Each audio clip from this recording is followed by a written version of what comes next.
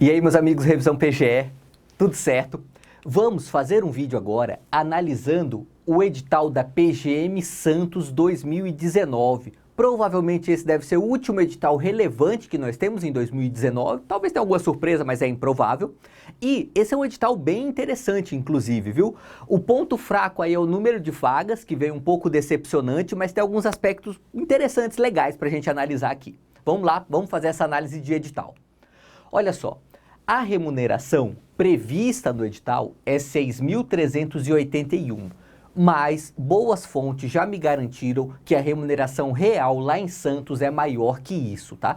Eles recebem honorários e recebem também outros tipos de bonificações. Eu não sei dizer para você qual é o valor exato que se recebe, mas é superior a esses 6.381, tá? Então, a remuneração lá não é uma remuneração excepcional, como era o caso, por exemplo, da PGM Rio, mas é uma remuneração boa sim. Não se deixe impressionar por esse valor que você pode achar um pouco baixo, porque é maior que isso, ok?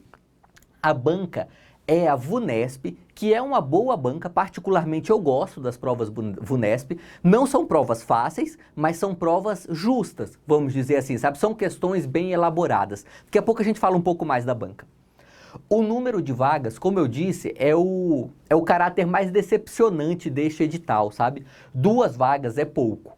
Nós sabemos que tem mais cargos vagos lá na PGM Santos, mas quem elaborou o edital, provavelmente para se precaver daquela jurisprudência do STJ que cria direito adquirido aos aprovados, e uma vez que nós ainda não conseguimos superar a crise fiscal no Brasil, provavelmente quem fez o edital decidiu ser conservador, para não se sentir pressionado a nomear mais gente, tá? Então, provavelmente terão mais nomeações e uma demonstração disso é que estão previstos 100 aprovados na primeira fase, sabe? Não há qualquer sentido em você aprovar 100 pessoas para nomear só 2. Então, provavelmente nós teremos mais nomeações, mas não dá para garantir. A certeza nesse momento é 2 vagas e cadastro de reserva, tá? Não exige prática jurídica, ok, tranquilo, a maioria dos editais de advocacia pública não exige prática jurídica, aliás, não é nem maioria, é meio dividido esse assunto, e quando não tem prática jurídica, o interessante é para quem ainda está se formando, né, porque se você está ali no último ano da faculdade ou acabou de se formar, você não vai ter essa limitação, mas para efeitos práticos mesmo não costuma criar grandes problemas a exigência de prática jurídica. Eu não coloquei aqui no slide, mas ao que tudo indica, lá em Santos pode advogar, tá? Tem essa informação de que lá em Santos é permitida a advocacia privada, claro que não em face da Fazenda Pública Municipal, perfeito? Lembrando que se você tiver algum comentário, tiver algo a acrescentar, ou enfim, qualquer tipo de comentário, pode deixar aqui embaixo no vídeo, tá? Que eu acompanho todos os comentários dos vídeos e aí a gente abre um diálogo, enfim, se você tiver uma informação nova, ou se algo que eu disse é diferente do que você conhece, enfim, a gente está aberto a esse diálogo aí, não há qualquer problema. As inscrições vão até o dia 6 de fevereiro, só toma cuidado porque quando você tem um prazo muito grande assim, é comum deixar para a última hora e às vezes esquecer, tá? Se você tem certeza que quer fazer essa prova de Santos, quando chegar ali no comecinho de janeiro, já faça logo a sua inscrição, tá? Não espere muito não, porque é sempre perigoso a gente esquecer. E um lado bom, a inscrição é bem barata, R$ 82,20 é um preço bem pequeno para fazer a prova, tá? Mas daqui a pouco eu vou chegar no que é o nosso problema financeiro nessa prova aqui, tá? Não é essa inscrição. Vamos lá. O pagamento é até o dia 7 de fevereiro, tranquilo aqui essas inscrições, né? A prova objetiva é no dia 29 de março. Ou seja, é mais de 3 meses após a publicação do edital. Então, ainda que você não esteja no seu melhor nível agora, há tempo hábil para você tirar esse atraso e fazer uma grande prova aqui em Santos, tá? Principalmente considerando que passam na primeira fase os 100 primeiros. É bastante gente isso. Então, é plenamente possível que mesmo você não estando no seu auge agora, você atinja esse auge até a prova, tá? São mais de 3 meses. O problema, que na verdade é uma solução, né? É algo bom para quem vai estudar, mas é um problema para a maioria dos candidatos, é que nós vamos atravessar nesse meio tempo aí Natal, Ano Novo e Carnaval, tá? Por que isso? Porque a maioria das pessoas não consegue manter a disciplina de estudos nessas datas festivas. Então, se você consegue, você vai ter um diferencial muito grande para essa prova, tá? As chances efetivas de, se você conseguir estudar de verdade agora, atravessar esses feriadões e estudar em grande nível, você fazer uma excelente prova aqui no dia 29 de março, tá? São 100 questões de 5 alternativas, então é uma prova grande. O tempo é bom para fazer 5 horas, mas, como eu falei, é uma prova grande, tá? Provavelmente você tem que, inclusive, treinar, fazer questões de concurso, se você já não está treinando, para que você consiga resolver com uma relativa velocidade, para não ter dificuldades aqui na hora da prova. Na média, se você for fazer a divisão, dá 3 minutos por questão. 3 minutos é o suficiente? É o suficiente, mas se você está destreinado, pode ser pouco, ok? E, como eu já havia ressaltado, são 100 aprovados nesta primeira fase. Os 100 aprovados desta primeira fase terão a sua prova discursiva corrigida, tá? Por quê? Olha só, dia 29 de março é a primeira fase. No dia 5 de abril, só uma semana depois, já é a segunda fase. Então, eles vão elaborar essa segunda fase só para quem passou na primeira? Não. Todo mundo vai fazer a segunda fase. E aí mora o principal problema econômico para quem vai fazer essa prova. Como são 2 provas em 2 semanas seguidas e você não sabe se foi aprovado na primeira, você vai ter que fazer as 2 provas sem saber o resultado. Qual que é o problema disso? O problema disso é que Santos não é uma cidade que tem um bom acesso por avião, sabe? Então, imagine o caso daquele candidato que mora em Teresina. Ele mora em Teresina, ele vai ter que pegar um voo para São Paulo e aí de São Paulo ele vai ter que se virar para ir para Santos, ou em outro voo, ou mesmo por ônibus, que pode ficar mais barato aí. Só que ele vai ter que fazer isso em 2 semanas consecutivas e sem saber o resultado, tá? É péssimo isso para quem mora longe. Então, sempre que algo é péssimo para alguém, em se tratando de concursos, é bom para outras pessoas, né? Então, essa prova, ela acabou sendo muito boa para quem mora no estado de São Paulo, sabe? Por quê? Porque você consegue chegar rápido e barato em Santos, e essa prova, por ter esse modelo, vai afastar boa parte da concorrência ali do pessoal do sul e do nordeste do país. Então, para quem mora na região sudeste, especialmente São Paulo mesmo, é uma excelente oportunidade, tá? Se você mora no sul ou no nordeste, ou mesmo na região norte, que é mais longe ainda, você tem que fazer uma autoanálise se você está em bom nível para fazer esta prova, tá? E aí, um bom critério para saber se você vai conseguir chegar na prova em bom nível é ver se você consegue estudar de verdade agora até o encerramento das inscrições, tá? Então, o que você pode fazer, essa é uma sugestão pessoal minha, você pode estudar de verdade até chegar no começo de fevereiro. Chegou no começo de fevereiro, você analisou ali com bastante sinceridade consigo próprio que você não está estudando bem, então talvez não valha a pena você gastar o dinheiro de comprar 2 passagens de ida e volta para Santos, tá? Agora, chegou em fevereiro, você está estudando, tá legal, tá mantendo a disciplina de estudos, essa pode ser uma grande oportunidade para você, até porque embora sejam só 2 vagas, certamente eles nomearão mais gente, ok? E aí, a prova discursiva, ela não tem questões, tá? Como a maioria das provas discursivas tem.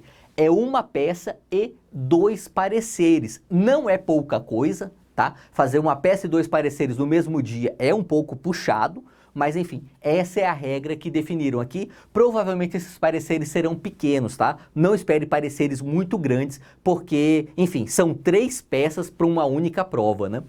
O ponto aqui a ser ressaltado é que não vai dar tempo de você estudar com profundidade especificidades de prova discursiva nesta uma semana, tá? Então você vai precisar fazer um estudo um pouco conjunto, já desde agora, para esta prova discursiva.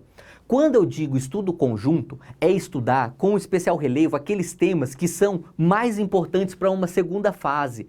Por exemplo, contratos administrativos. Contratos administrativos é um tema importante na primeira fase? É, mas é um tema mais importante ainda para a segunda, porque é muito grande a chance de um desses pareceres vir em contratos administrativos. Por que isso? Porque esse é um tema típico de pareceres da administração pública, tá?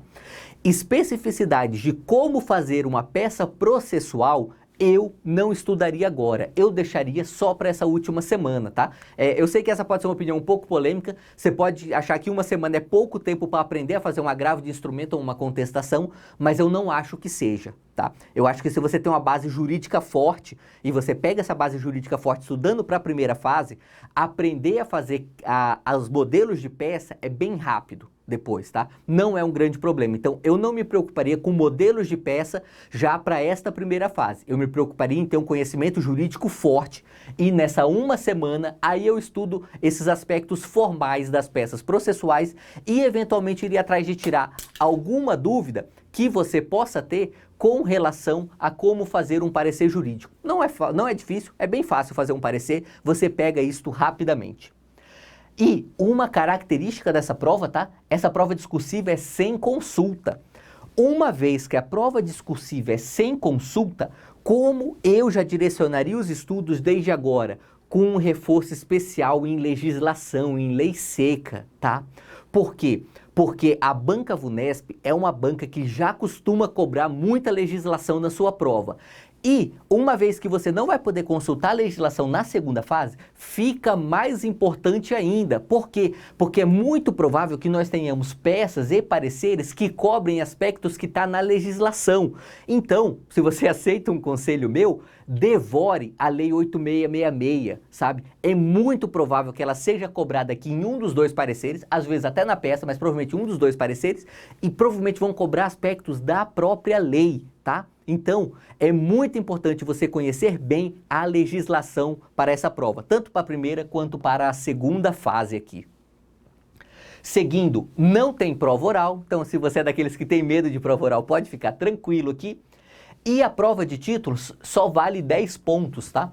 Cada uma das outras fases vale 100 pontos. E aí no fim você soma tudo. Então a pontuação total aqui nessa prova vai até 210 pontos. 100 da primeira fase, 100 da segunda e 10 da prova de títulos.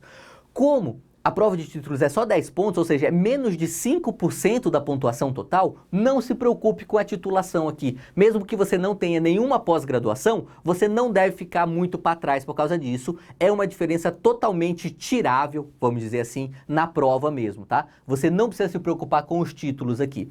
E outro aspecto é que na prova de título só vale mestrado, doutorado e pós-graduação estrito sensu. Ou seja, não tem toda aquela pontuação que às vezes faz algumas pessoas se destacarem por já ter muitos anos de prática jurídica, ou já ter passado em outros concursos, enfim, ou já ter escrito livros, vários outros atributos que às vezes vêm nas provas de títulos. Nessa prova aqui não vem, tá? Então, o título aqui não chega a ser irrelevante, mas a gente pode falar que é de baixíssima relevância, tá? Você não precisa se preocupar. Ok? A banca VUNESP, uma característica dela é que ela costuma fazer questões difíceis, tá? Tem questão fácil também na prova, mas às vezes eles cobram umas questões bem puxadas, mas são questões justas, tá? Quando eu digo que a questão é justa, é porque é uma questão que você encontra na legislação, que você encontra nas súmulas, enfim, é uma questão que é importante, vamos dizer assim, dentro do direito. Não é aquele assunto muito minoritário que achou em uma doutrina específica, sabe? Aquele conceito que é quase uma pegadinha jurídica, não é isso. A VUNESP costuma fazer boas questões. Então você pode fazer um estudo sério que a banca provavelmente vai te recompensar por esse estudo sério, tá? Mais ou menos 70% das questões VUNESP são lei seca. Por isso, eu disse anteriormente que eu recomendo fortemente aqui que você centre os seus estudos na legislação, tá? Olha só, legislação, doutrina básica. Quando eu digo doutrina básica, são aqueles termos bem conhecidos no direito, por exemplo, saber o que é preclusão e as várias espécies de preclusão, conhecer ali o ato administrativo, as características do ato administrativo, os atributos do ato administrativo, enfim, são conceitos doutrinários, mas é doutrina básica. De jurisprudência é súmula e principalmente aquelas jurisprudências mais importantes, tá? Por exemplo, julgamentos em ADI, repercussão geral. Provavelmente não será cobrado aqui aqueles informativos menos relevantes, tá? Esses, geralmente a VUNESP não cobra em provas de PGM, ok? E vamos ver rapidamente o conteúdo programático desse edital. Olha só. Primeiro, as disciplinas sempre presentes, né? Constitucional, administrativo, processo civil, tributário e financeiro. Até aqui tudo bem. Se você olhar o conteúdo programático, não tem nada de anormal nessas disciplinas. Claro que são disciplinas longas, né? Processo civil por si só é muito grande, mas não tem nada lá no conteúdo que seja diferente do que você encontra no manual ou do que o que você encontra no próprio Código de Processo Civil. Direitos difusos e coletivos, aqui já é diferente, merece um comentário melhor, tá?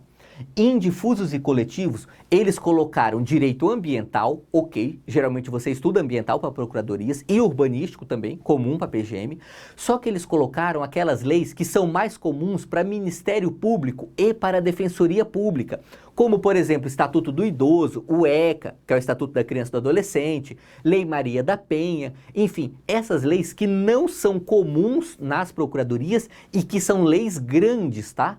Qual é o problema aí? É que elas, se forem cobradas na prova, terá uma questão da Lei Maria da Penha, por exemplo. Se tiver uma. E aí, eu entendo que não tem um bom custo-benefício nesse estudo, tá? Então, o que eu vou falar é um pouco polêmico, você tem todo o direito de discordar, inclusive deixar um comentário aqui embaixo, discordando de mim, mas eu entendo que não é um bom negócio você estudar essas leis de direitos difusos e coletivos que não sejam as leis de direito ambiental ou de direito urbanístico, tá? Eu não estudaria ECA, eu não estudaria Lei Maria da Penha para essa prova, porque provavelmente não vai cair, se cair é uma questão só e demanda muito tempo estudar essas leis. Eu dedicaria esse tempo a, por exemplo, estudar o CTN, ou o Código de Processo Civil, ou a Lei 8666, sabe? Acho um estudo mais produtivo para você. Claro, você tem todo o direito de discordar, mas esse é a opinião e o conselho sincero que eu dou para você. Ok?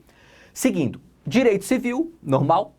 Penal e processual penal, tá? Aqui é problema porque a gente não costuma estudar isso para a procuradoria. O aspecto positivo é que o edital ele foi bem econômico aqui. Em direito penal, por exemplo, você só tem ali os crimes da Lei 8666, os crimes contra a ordem tributária, os crimes contra a administração pública. Não é que seja pouca coisa, mas não é o direito penal inteiro. Vamos dizer assim, acho que uns 20% só do direito penal. É só aquela parte mais voltada para a administração pública mesmo, tá?